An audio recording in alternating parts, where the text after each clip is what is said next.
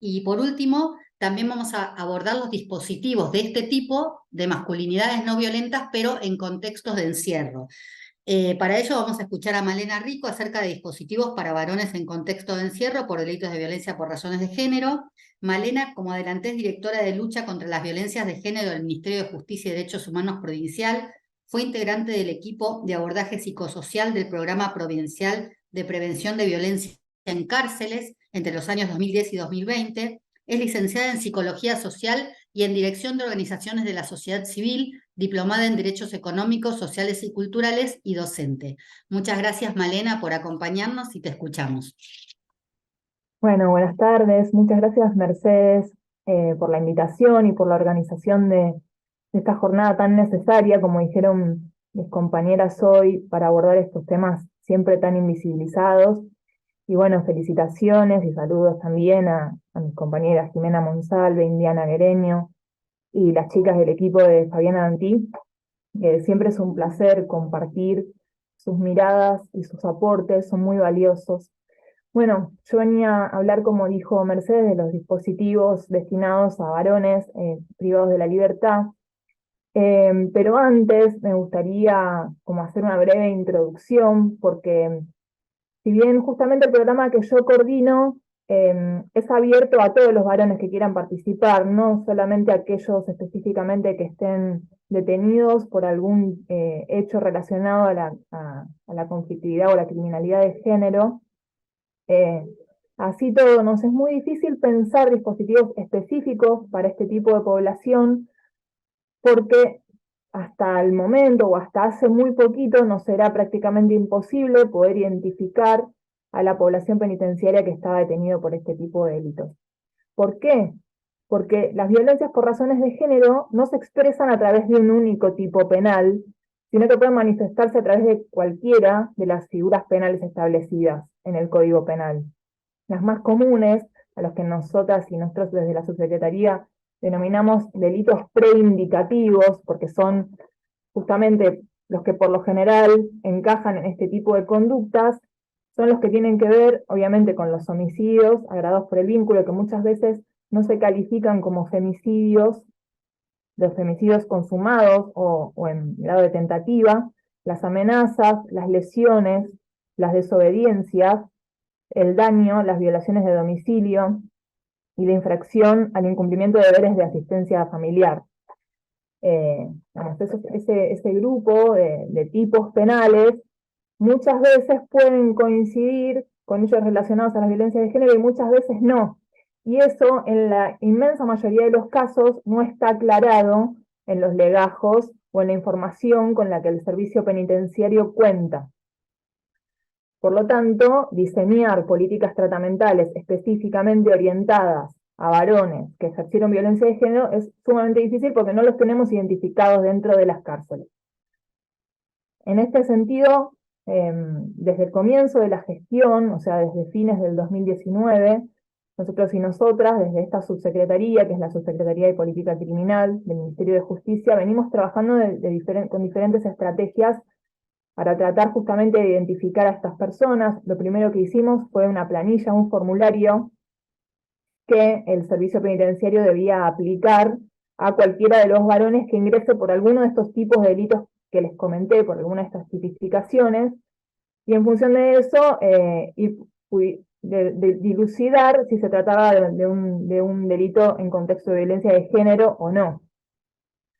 Contexto de violencia de género hablamos cuando es de un varón hacia una mujer o hacia un grupo minoritario de género por su condición de género, ¿no? Creo que eso está sobreentendido, pero si hace falta lo explicamos cuando hablamos de que algo ocurra en contexto de violencia de género. Entonces, lo primero que hicimos fue diseñar este formulario para que se aplique en cada una de las unidades penitenciarias cada vez que ingresaba un varón detenido por algunos de estos delitos preindicativos. Eso funcionó parcialmente porque, bueno, conocemos las dificultades del servicio penitenciario de implementar metodologías y mecanismos nuevos y carga de datos y de información en el legajo virtual de internos. Muchas veces se aplicaba el formulario, pero luego no se cargaba o no se enviaba a donde tenía que ser enviado. en algunos casos nunca se llegó a completar ese formulario. Bueno, necesito un derrotero de años capacitando al servicio penitenciario para que pueda implementarlo, hasta que por fin pudimos plantear esta problemática eh, en la Corte, en la comisión permanente que se formó en la Corte para tratar cuestiones de género y diversidades. eh, y allí pudimos lograr que la Corte haga una resolución mediante la cual insta a cada juez que dicta una detención o un traslado a una unidad penitenciaria para que en ese momento informe si se trataba de un caso de violencia de género. Eso luego fue también evolucionando y mutando hasta lo que tenemos ahora, que es que cada vez que, que un juez o jueza dicta la orden de traslado a una unidad penitenciaria o pide el alojamiento, pide el cupo en una unidad penitenciaria, automáticamente el sistema hace un cruce con el REVIFAC, que es el Registro de Violencia Familiar y de Género de la Procuración, y si ese caso está cargado en ese registro, sale con un tilde directamente, automáticamente. Entonces, ya el servicio penitenciario, el área de cupos del servicio penitenciario, cuando le llega el pedido de cupo para ese detenido, ya sabe que es un caso que está registrado en el registro de violencia familiar y de género de la Procuración, por lo cual es un caso que está relacionado a este tipo de hechos de criminalidad de género. Pero eso es reciente. Recién ahora podemos empezar a saber quiénes son estas personas y todavía no sabemos exactamente, tenemos más o menos un número, pero de los que ya estaban detenidos. O sea, esto lo empezamos a hacer con los que están detenidos, entran detenidos a partir de ahora, pero con los que ya estaban detenidos de antes, bueno, hay que hacer un trabajo más de hormiga, también en articulación con el registro de violencia familiar y de género, cuenta con esta información, quizás no de esta manera desagregada, entonces hay que ir viendo cómo construir el dato, pero más o menos calculamos que aproximadamente el 13% de la población penitenciaria está privada de la libertad por algún hecho relacionado a la criminalidad de género, lo cual es un número altísimo, gigante, enorme, es mayor todavía a la cantidad de privados de la libertad por delitos de infracción a la ley de drogas, que sabemos que en los últimos años, a partir de la ley de federalización de estupefacientes, creció muchísimo en la provincia de Buenos Aires la cantidad de privados de la libertad por este tipo de delitos. Bueno, la cantidad de privados de la libertad por delitos de criminalidad de género es aún superior. Lo cual, a nosotros que pensamos la política criminal, pensamos la persecución de este tipo de delitos y qué hacer con eso, nos preocupa muchísimo porque además vemos que en donde aumentan las detenciones es en los delitos, no en los más graves, sino en los más leves, en los delitos llamados correccionales, ¿sí? Que son los que, leves muy entre comillas igual, ¿no? Leves de acuerdo a la cantidad de pena que establece el Código Penal. Estamos de acuerdo que vamos a hablar de graves o leves en función de eso, ¿no? De las penas estipuladas en el Código Penal y no de la gravedad específica de cada hecho, que sabemos que son muy complejos, ¿no? Y que digamos, la problemática delictiva de la violencia de género es totalmente diferente a la de otro tipo de delitos, cómo se mide y cómo se piensa la gravedad, así que hago esta salvedad, hablamos de grave o leve en función de las penas establecidas.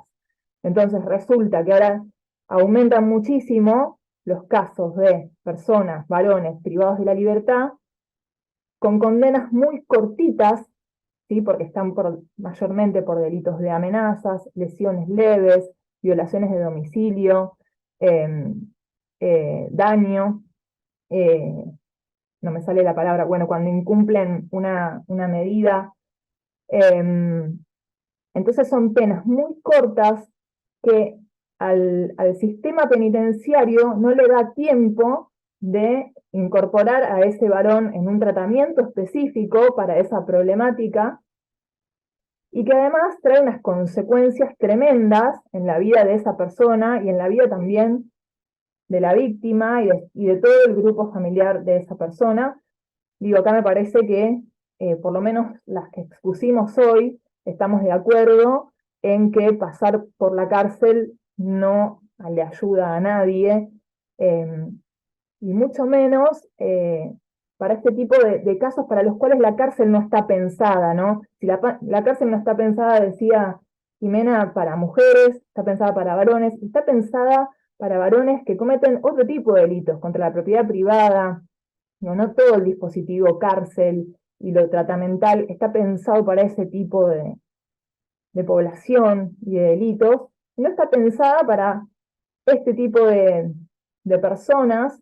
eh, Digo, también lo decía Indiana, no es muy importante conocer quiénes son estas personas, con qué personas estamos trabajando. Y los varones que están privados de la libertad por delitos relacionados a las violencias de género, muchas veces son varones de clase media, que tenían un trabajo en relación de dependencia, profesionales incluso, eh, que el paso por la cárcel, lejos de ayudarlos a reflexionar, lo único que hace es quitarle toda esa trayectoria de vida que esa persona tenía y reflexión cero adentro de un lugar que es la institución por excelencia de la masculinidad hegemónica y violenta. Eh, entonces, bueno, es un problema bastante grave porque sabemos que además la demanda mediática y la presión social hace que cada vez los jueces y las juezas correccionales dicten más condenas de cumplimiento efectivo en prisión. Entonces, bueno, es medio una encerrona que creo que entre estas jornadas y estos espacios ayudan mucho a poder pensar soluciones alternativas a esto. Lo que traían las chicas recién de Mar del Plata es una respuesta distinta a la respuesta de la cárcel.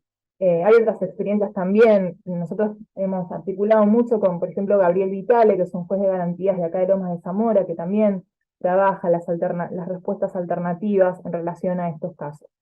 También tenemos jurisprudencia en contra de dar respuestas alternativas. Tenemos el bendito fallo Góngora que nos impide, en un montón de casos, dictar medidas alternativas en casos de violencia de género. Entonces también como buscarle la vuelta, pensar entre todos qué otras cosas podemos hacer que no impliquen solamente la prisión, porque sabemos que la prisión no es la respuesta, o por lo menos no es una respuesta efectiva, no es una respuesta que vaya a producir un cambio beneficioso en la construcción subjetiva de estos varones que aprendieron una conducta machista y violenta eh, propia de la sociedad, que reproducimos todos y todas en mayor o menor medida. Entonces, bueno, haciendo esta introducción, que creo que la introducción va a ser más larga que lo que viene ahora, con estos varones que están privados de la libertad, bueno, también nosotros desde el Ministerio de Justicia y como a cargo de la población penitenciaria, pensamos que era sumamente necesario pensar algún tipo de dispositivo.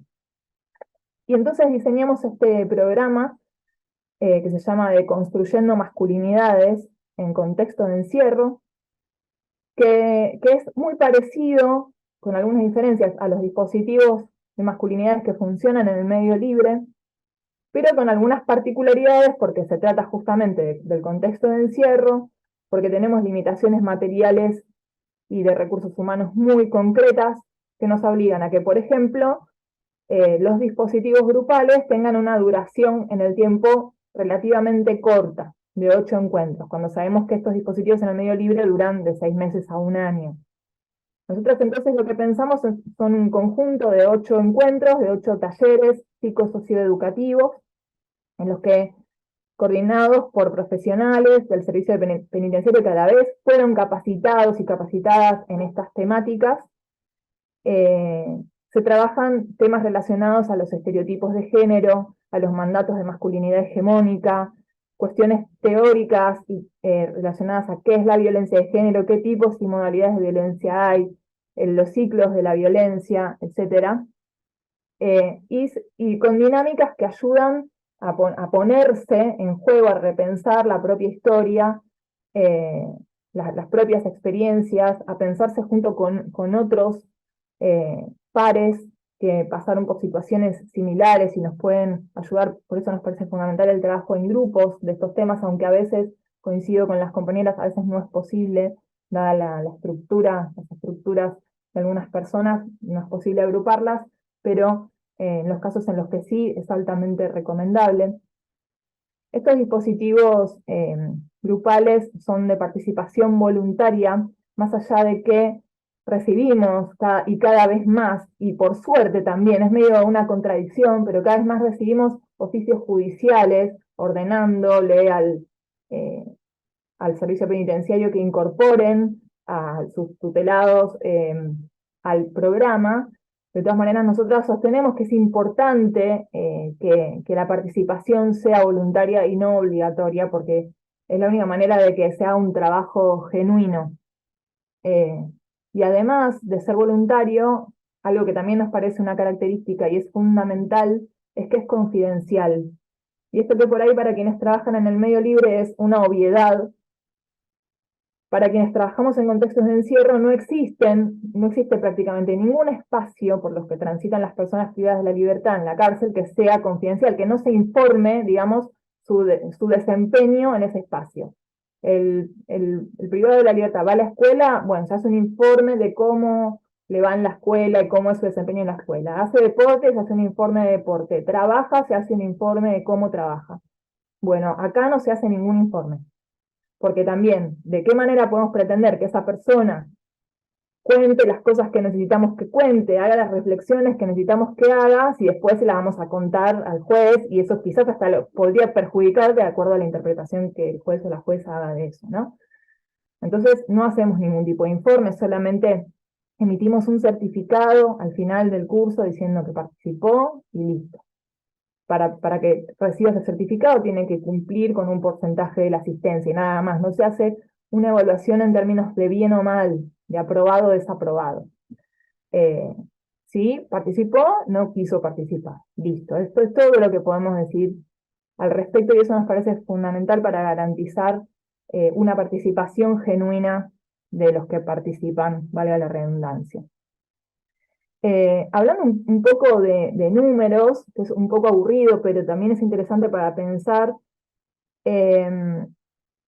desde que empezó el programa, en realidad un poquito después, porque empezamos siempre bastante desordenada la cuestión de la sistematización de la información, pero desde que la ordenamos, dijimos vamos a contar esto ordenadamente, ya habían pasado algunos varones, así que no los tenemos registrados, pero desde que empezamos a contar, pasaron casi 3.000 varones privados de la libertad por los dispositivos, que en la actualidad funcionan en 39 unidades de la provincia. Esto es un montón. Yo creo, me atrevo a decir que no existe ningún programa provincial en las unidades que funcionen tantas unidades al mismo tiempo. Se realizaron hasta la fecha 228 talleres, estamos hablando en los últimos 3 años. ¿Sí? Antes no existía el programa. Bueno, hay un montón de números más, pero esos son los más relevantes, ¿no? 40 unidades, 3.000 personas, 228 talleres, con el trabajo de los y las profesionales del Servicio Penitenciario Bonaerense sumamente comprometidos y comprometidas con esta tarea, que no es que alguien les paga horas extras por hacerlo, ni nada por el estilo, simplemente les interesa el tema, les interesa la dinámica, y lo hacen. Así que eso también es muy rescatable. A ver, no quiero olvidarme de nada. Por último, bueno, hicimos 2 documentos, ahora llegando al final de la gestión, la evaluación. Hicimos 2 documentos, uno que es un informe, este es un tema para quienes trabajamos con dispositivos, no sé si a las chicas de Mar del Plata les pasa, cómo medir los resultados del trabajo que hacemos. Nosotros nos rompimos la cabeza todo este tiempo tratando de pensar cómo medimos el resultado y nos dimos cuenta de que es imposible, pero que algunas cosas sí se pueden medir. Y en ese sentido hicimos un informe que está a disposición de ustedes, se lo pasé a Mercedes, después se lo van a compartir, que mide algunas cuestiones en términos de qué conceptos fueron comprendidos o aprendidos en el transcurso del taller. Lo que no podemos nosotros con los recursos que tenemos, con los tiempos que tenemos, es medir cambios de conducta. no podríamos decir de ninguna manera esta persona que pasó por el taller dejó de ser machista y violento. No tenemos forma de medir eso, tendríamos que seguirlo a ese varón durante años en libertad, ver qué hace y cómo se comporta y cómo se dirige hacia las mujeres o las diversidades con las que se vincula, y eso es totalmente imposible. Medirlo en términos de reincidencia, como lo hacen las chicas, por ahora es bastante poco el tiempo para poder medir eso, pero podríamos en más tiempo poder hacerlo. Pero bueno, sí hicimos un informecito que dice, por ejemplo, cosas muy interesantes, como que los conceptos que más cuestan aprender, y esto es muy llamativo, son, por ejemplo, el concepto mismo de la violencia de género, de qué es violencia de género. Porque la mayoría, o por lo menos la mitad de los varones que transitan por el taller afirman que las mujeres también ejercemos violencia de género. Con lo cual queda en evidencia que es muy difícil todavía poder transmitir y poder hacer que se comprenda justamente el concepto de que la violencia de género tiene que ver con esta desigualdad de poder en los vínculos entre los géneros. Y otro de los conceptos que también, por lo general, pifian o no quedan claros, esto se mide a través de un múltiple choice, ¿no? Hay una de las frases que dice algo así como que las mujeres tienen instinto materno. Y eso también fuertemente hay muchos que responden que es verdadera, que las mujeres tenemos instinto materno. Entonces ahí hay una cuestión también a seguir trabajando respecto de los estereotipos de género, de los mandatos de feminidad también, que están directamente relacionados a los de masculinidad, ¿no? Una cosa está directamente relacionada a la otra.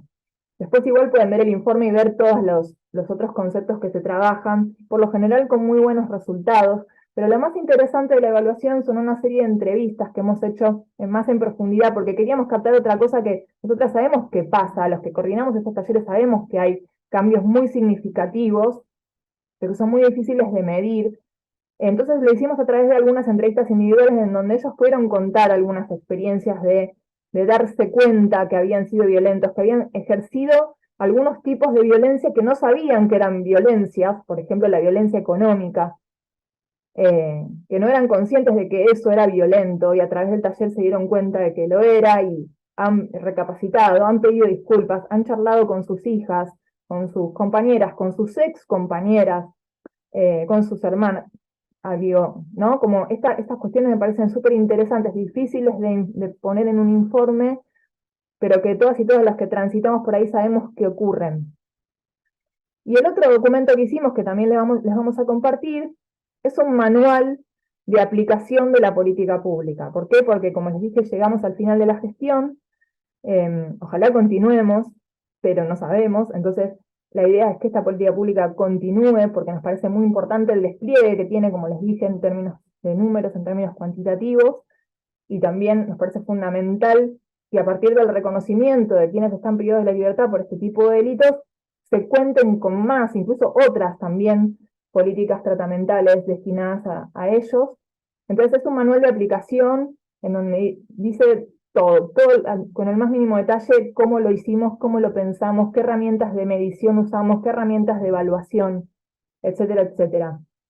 También estos equipos profesionales cuentan con la supervisión o la covisión, nos gusta decir más a nosotras, del equipo de la dirección, permanentemente, porque sabemos que también trabajar con estas temáticas es difícil y pone en juego la propia subjetividad, los propios mandatos de masculinidad, los propios estereotipos de género de quienes coordinan los talleres, así que en ese sentido también acompañamos esa labor y esa tarea.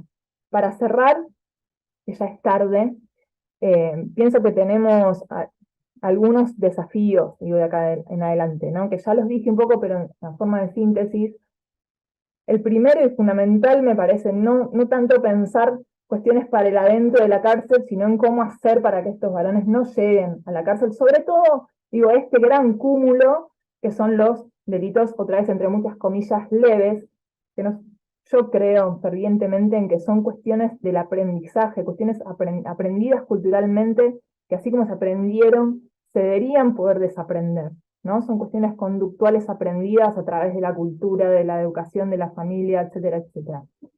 no estamos hablando de cuestiones más graves, ¿no? Que ahí no hay discusión, no estamos discutiendo si esos tienen que ir o no a la cárcel, esos tienen que ir, pero sí hay todo este cúmulo con condenas muy cortas en las que el paso por la cárcel termina de destruir esas subjetividades y esas vidas por ahí ya armadas. Eso por un lado, pensar mejores estrategias para que esas personas no lleguen a la cárcel y que sí el Estado dé una respuesta, la respuesta que se exige a través de las demandas del feminismo, de los feminismos, de los medios de comunicación, ¿no?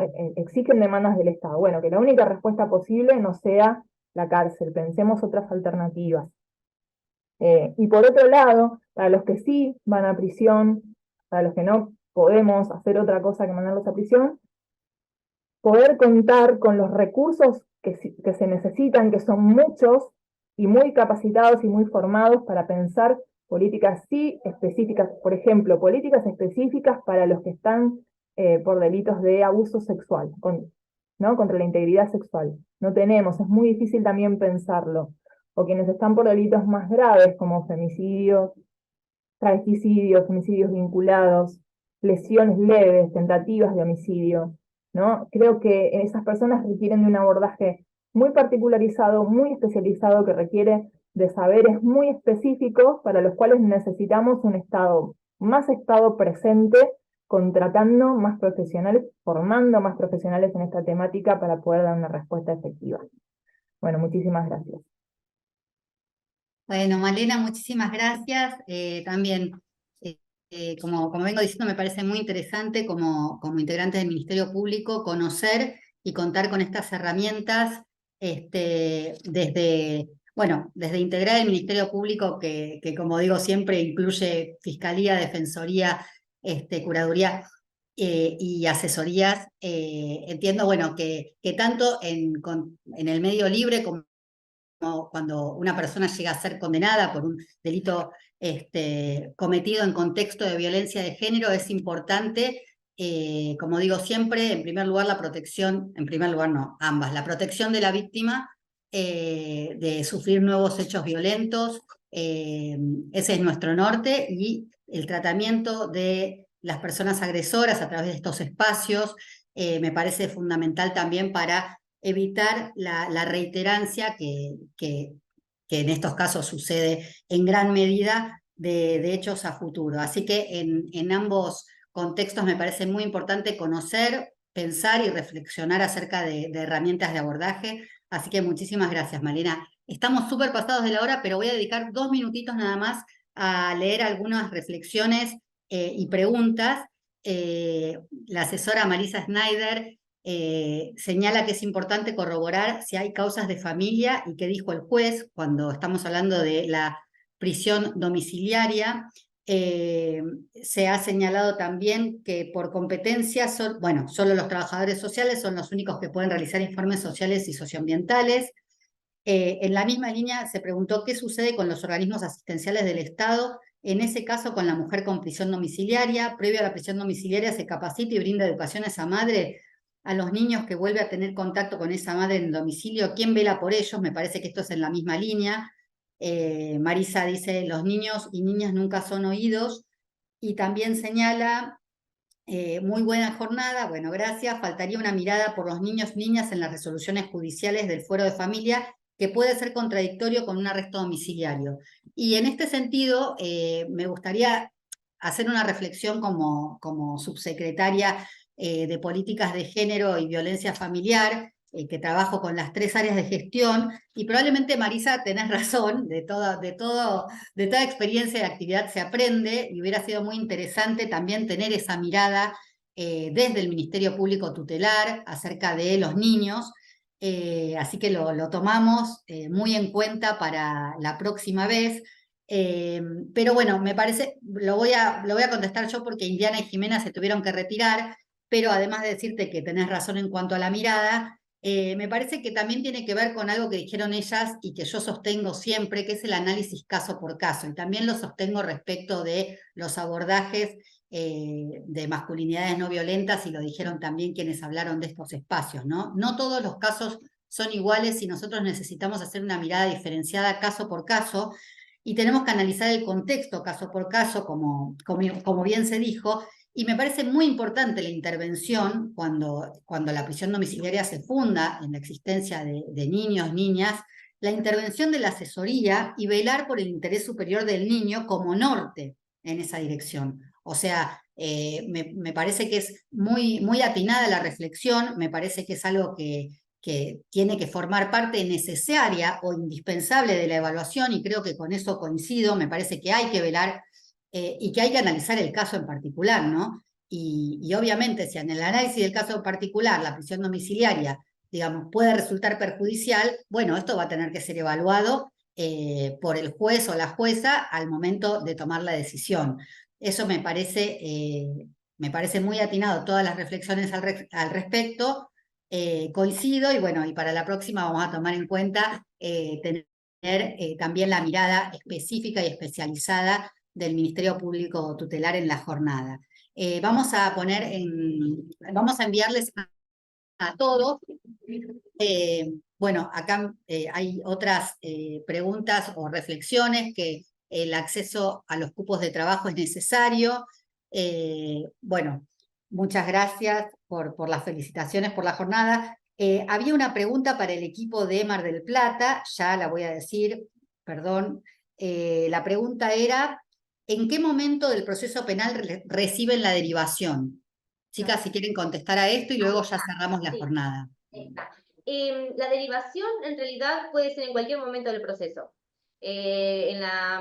Nos ha tocado casos de intervenir en prisiones preventivas, por ejemplo, en el inicio del proceso, un caso que no se dio la situación, pero para comentarlo, tuvimos un caso muy particular que para las personas que trabajan en la defensa por ahí lo pueden tomar como una experiencia positiva, en una excarcelación denegada en instancia confirmada por la Cámara Departamental. El defensor penal tomó contacto con nosotros para ver las posibilidades de ir nuevamente por un pedido de excarcelación, pero con una propuesta un poco más superadora, no una excarcelación llana como se hace en un delito de los delitos comunes, sino un delito especial de género. Entonces nos solicitó si podíamos empezar a intervenir, porque había también toda una circunstancia identificada de consumo de estupefacientes muy arraigada y de larga data. Le dijimos que sí, por supuesto que la intervención iba a estar dada en el caso de que tuviese la prisión domiciliaria en ese momento, porque esa era la excarcelación, pero era una morigeación con arresto domiciliario. Yo fui a la audiencia, pedí si podía ir a la audiencia, en ese momento estaba la fiscal, también estábamos haciendo la audiencia en la jueza, el fiscal y el defensor, estaba yo y el imputado estaba por Teams. Y yo iba como una mera oyente, ya había planteado la propuesta por escrito y le iban a ampliar en audiencia. Y el defensor en ese momento me pidió si yo podía contar cómo era la experiencia de hablar con la fiscal. La fiscal estaba muy firme de que no quería la morigeración. Me comencé a contar cómo era la experiencia, cómo trabajábamos, y terminó cambiando su dictamen en ese momento a partir de nuestra intervención, y la causa terminó venciéndose, cumplida por la intervención del área y de sostenimiento. Con esto voy a que realmente muchas veces estos dispositivos que no son mayormente conocidos, pero generan en la magistratura una suerte de, no sé si de convencimiento, pero sí un poco más de seguridad del cumplimiento de las alternativas que le pueda dar a la prisión efectiva, y realmente es un mecanismo que se puede tomar de la mano. También, pasado esa instancia, muchas veces en excarcelaciones no intervenimos, y luego intervenimos cuando ya hay alguna alternativa suspensiva que se haya acordado. En el caso de Mar del Plata, son varias las alternativas que se establecen y se le imponen como regla de conducta. Y también hemos intervenido en supuestos de penas de efectivo cumplimiento con delitos un poco más graves, que ya llegaban hacia a la intervención del área o a la propuesta de acompañamiento, en el caso de las libertades asistidas o condicionales, como una regla extra de las reglas que se imponen en el general por ley. para que venga a hacer a la APB para hacer un abordaje y un acompañamiento en el transcurso hasta el vencimiento de la pena. O sea que en cualquier instancia del proceso podemos intervenir. No sé si Bueno, gracias, abasteciste con Noelia. eso. Sí, destaco la importancia de estos dispositivos. Como dije recién, me parece que ya sea en el medio libre a través de una regla de conducta impuesta por el juez, en por ejemplo, una condena de ejecución condicional, o bien cuando existe una coerción o una ya condena de efectivo cumplimiento por el hecho, este abordaje y esta deconstrucción de las masculinidades violentas es fundamental para, digamos, evitar la reiterancia y contribuir a la erradicación de las violencias por razones de género. Voy a tener que ir cerrando, porque les agradezco muchísimo que se hayan quedado después de horas. Habíamos dicho que cerrábamos 4:30, se hizo extenso, pero la verdad es que no quería interrumpir a ninguna de las expositoras porque me parece que todo lo que iban contándonos nos nutre para nuestro trabajo del día a día. Bueno, hay un comentario que dice que sería interesante que los fiscales de ejecución mantengamos algún canal de comunicación con el servicio penitenciario para estos espacios de educación y trabajo. Coincido, por eso también queríamos que esté el Ministerio de Justicia acá a través de Malena, que trabaja en violencia por razones de género, y vamos, si te parece, Malena, bien, a pedirle algún canal de comunicación, que también los vamos a hacer llegar en el mail, para que cuando ustedes tengan estos casos que ameritan y que ustedes, digamos, están determinados a pedir este tipo de intervención, tengamos un canal para hacerlo. Si les parece bien, vamos a aportar un mail, ya se lo voy a pedir a Malena. Bueno, para concluir, volver a agradecerles a todos. La verdad que es mucha gente la que se ha conectado y sé que hay gente que se conectó en conjunto. Muchísimas gracias. Gracias por su interés, gracias por su tiempo. Muchísimas gracias al equipo de capacitación, a Eduardo, a Martín, que siempre están ahí al pie del cañón y nos organizan la jornada para que todo salga excelente como hoy. Entiendo que esto fue un aporte muy valioso, como ya lo dije, para tener en cuenta y para generar intervenciones nuestras desde las 3 áreas de gestión mucho más eficaces y con enfoque de género. Les agradezco y les deseo muy buenas tardes a todos y a todas y ojalá nos veamos pronto de manera presencial. Chao, gracias.